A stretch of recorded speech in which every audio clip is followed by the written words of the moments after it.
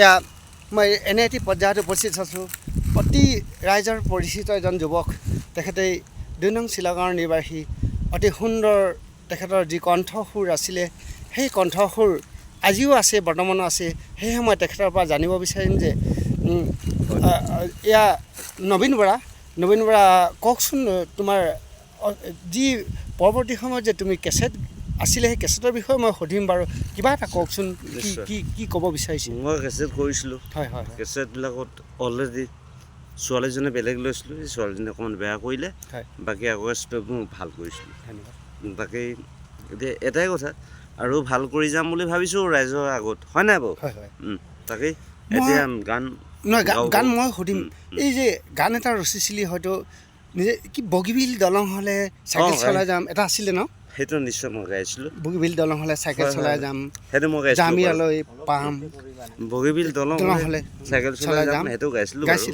আৰু এটা শুনিছিলোঁ মই, ভাং খাই পৰি থাকিম লাং খাই, এনেকুৱা এটা শুনিছিলোঁ। হয় নেকি? আছিলে শুনিলে আপুনি? আছে নিশ্চয়। মই শুনিছিলোঁ। আচ্ছা, এই ভাং খাইটো অকণমান কি প্ৰথম লাইনটো আনক। মই বগীবিল দলং হ'লেতো পাৰিছোঁ, কিন্তু ভাং খাই যিটো, সেইটো মই অলপ মানে লাইনটো কৈ দিওঁ নেকি? অলপ দেখাওকচোন বাৰু। ভাং খাই বৈ থাকিম ঐ জান তোমালোকৰ চোতালত, লাং খাই বৈ থাকিম ঐ জান তোমাৰে বেজাৰত, তুমি আহি দিবা জানো মাত, ঐ তুমি আহি দিবা জানো মাত। Thank you. হ'ব নাই? হ'ব, কিয় নহ'ব? ইমান এটা প্ৰজন্মত উঠি অহা ইমান এটা কাৰ্যকৰী আগবঢ়ালি, পৰৱৰ্তী সময়ত আৰু আমাৰ ইয়াত উদীয়মান নবীন বৰাই আগবঢ়াব, অস্তিত্ব আছে। তেওঁ সদৰ গুৱাহাটীত গৈ কেইদিনমান তেওঁৰ তাতে আখৰা কৰিও আছিলেগৈ, আমি জানিব পাৰিছোঁ। পৰৱৰ্তী সময়ত মোৰ ইউটিউব চেনেলটো জানে, এম সোণোৱাল ইউটিউব চেনেল। অনাগৰ ফুলাৰ বতৰ, অনাগৰ মোৰ মৰমৰ, অনাগৰ আনিলি তই বহাগৰে খবৰ। জুবিনক মৰম কৰে তেখেতে, সেই জুবিনৰ গান উল্লেখ কৰিছে। জুবিনৰ লগতে তেওঁ আছিলেগৈ কিছুদিন, জুবিনৰ লগতে তেওঁ আখৰা কৰি আছিলে, জুবিনে তেওঁক মৰম কৰে। সেয়েহে জুবিনৰ আলাম লৈ কেইটামান গীত ৰচিলে, কিন্তু কেইটা গীত ৰচিলে তাৰো মই জ্ঞাতৰ্থ নহয়। কেইটামান গীত আছিলে বাৰু ভাইটি তোমাৰ? অলৰেডি মোৰ 7টা আছে। 7টা। আৰু এটা আছিলে ভাল গীত এটা আমি শুনিবলৈ পাইছিলোঁ। আৰু এটা গীত কওকচোন, 3টা গীত। ঠিক আছে, মই কৈ দিছোঁ বাৰু। কি গীত এটা আছিলে? ইয়াও জাৰি দিলো মাধন তোমাৰ মৰম বিষ। এইটো ৰিয়েলিকে মই ইমান কৈ দিওঁ, কাৰণ গানবিলাক। থেংক ইউ অনলি ফৰ এটা কলি। ভাল লাগিছে গান যে তেখেতৰ 7টা আছে, সেয়ে আমি ভাল লাগিছে। আৰু এনেতে পৰৱৰ্তী সময়ত মই মোৰ চেহেৰা দেখিবলৈ বেয়া, কিন্তু চলি আছোঁ। মানুহৰ চেহেৰাত কোনো কমি নাই। ঘেন্দা খাটি নকওঁ কাকো মই, এইটো চিধা চিধি কথা। জুবিনৰ ডাইলগ তেখেতে মাৰে, সেয়াই ভাল লাগিছে। যাই কি নহওক, এই মানুহৰ চেহেৰা আৰু সেইটো বিশেষ ডাঙৰ কথা নহয়, কিন্তু মানৱীয়তাৰ খাতিৰত যি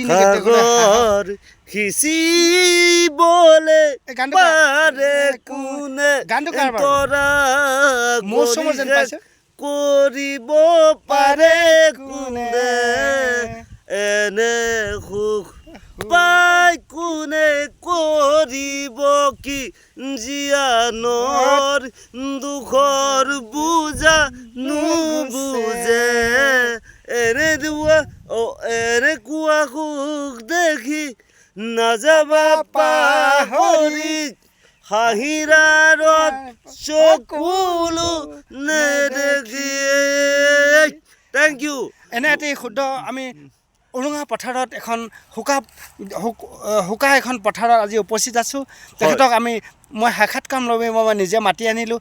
সুন্দৰ জুবিন নহয়, তেওঁ নবীন বৰা। তেখেতে জুবিনক তেওঁ মৰম কৰে, মৌচুমৰ গানো আওৰাইছে ইয়াত। তেখেতক ইমান সুন্দৰ এটি পৰিৱেশত পৰৱৰ্তী সময়ত তেখেতে বহুত আশা উল্লাস লৈ গুৱাহাটীলৈ ঢাপলি মেলিছিলে, কিন্তু তেখেতে গুৱাহাটীত বহুত চেষ্টাৰ পৰত, কিন্তু অৰ্থও লাগে। এনে যিকোনো পৰ্যায়ত অৰ্থৰ প্ৰয়োজন হয়, এই অৰ্থৰ অভাৱত কাম নহয়। তেওঁৰ অৰ্থ কমি বুলি ক'ব নাযাওঁ, কিন্তু এটা কাম কৰিব যালে বিভিন্ন প্ৰান্তত বিভিন্ন ঘাট প্ৰতিঘাতৰ মাজত থাকিবলৈ গৈ সেই ঘাট প্ৰতিঘাত পালন কৰে। 7টি গান যে তেখেতে এই আলামত যে তেখেতে এই অনুষ্ঠানত অসমৰ যি জাতীয়তা বা অস্তিত্ব বজাই ৰাখিছে তাৰ বাবে আমি ভাইটিক ধন্যবাদ, নবীন বৰাক ধন্যবাদ জনাইছোঁ।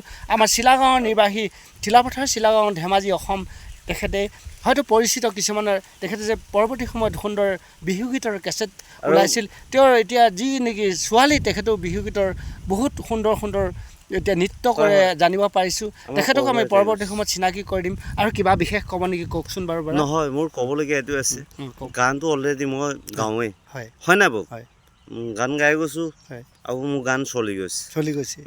তাকেই এতিয়া কেইটামান গান আছে, মই সিহঁতক ক'বলৈ বিচাৰোঁ।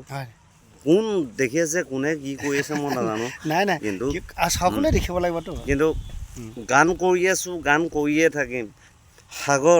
সাগৰ এটা বস্তু, সাগৰখন পটককৈ শুকাই জানো? নাই সাগৰ নুশুকায়। সাগৰ গৈ নদীত, সাগৰ কিয় শুকাব? নদী জান জৰি গৈ সাগৰ মিলে গৈ সাগৰ বহুত বহল প্ৰতিভাৰ সাগৰ। এই গানটো গাই দিছোঁ তাকে। সাগৰ যিকোনো গাওক, যিকোনো এটা গাওক, যাৰ গান নহ'লেও গাওক, সুন্দৰ লাগে। মই অলৰেডি গাই দিওঁ নেকি? গাওক কোৱা।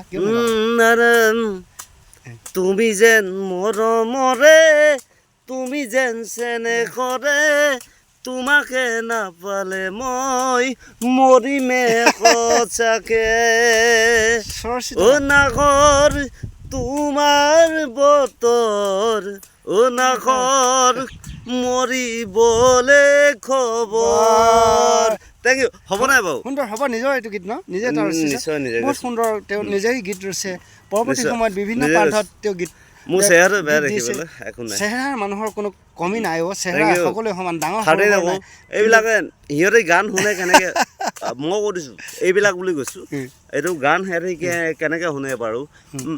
নাগৰ ফুলাৰ বতৰ, নাগৰ মোৰ মৰম,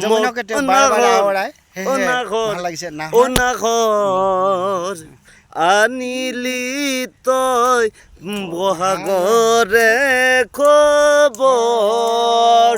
থেংক ইউ। হৈছে নাই বাৰু? হৈছে। বিভিন্ন সময়ত জুবিনক আমি আওৰা দেখোঁ, জুবিনৰ গানেই মানুহে পৰিচিত কৰে। তেখেতে জুবিনৰ আলাম লৈ গাইছিল। সেয়েহে সকলো গায়কসকল আমি কমি বুলি নকওঁ, কিন্তু জুবিনৰ গান প্ৰায় মানে অতি পুৰণি তেখেতৰ গানবোৰ। সেইকাৰণে বহুতে আওৰা, আমি মন্টুমণি বা কৃষ্ণমণি চতিয়া আৰু আছিলে কোন মৌচম গগৈ আৰু ঘেণ্টা খাটি নকওঁ এয়া তেখেতে মানে মাত্ৰ তাতে আলাম লৈছে জুবিন গানৰ যি সুৰ, সেইটোকে ক'ব বিচাৰে। তাতে আপোনালোকে বেয়া নাপাব, আমি সকলোকে ভাল পাওঁ।